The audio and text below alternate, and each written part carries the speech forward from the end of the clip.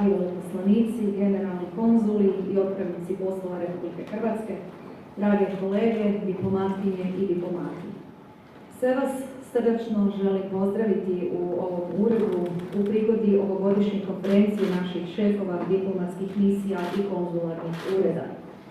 Osobito mi je zadovoljstvo obratiti vam se danas povodom uručivanja vjerodajnica nizu naših kolega, njihova skorog upućivanja u prijateljske nam zemlje primateljice, a u diplomatske misije gdje će predstavljati našu domovinu i zastupati njezine interese. Ova godina, kada s većinom država obilježavamo 25. obljetnicu uspostave diplomatskih odnosa, predstavlja iznimnu prigodu i polaznu točku daljnjih napora za još snažniji i intenzivniji rad na jačanju naših političkih i gospodarskih odnosa. Jedna je od najvećih časti predstavljati svoju zemlju u svijetu, posebno u diplomatskim krugovima, kojim je cijela skupina veleposlanika koja sljedećih dana stupa na nove dužnosti.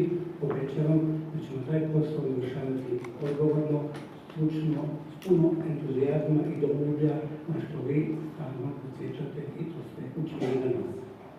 Diplomaciju ne shvaćamo samo kao jedan od poslova koji se bavimo, nego kao polje rada gdje se ostvaruju najviši nacionalni i državni interes.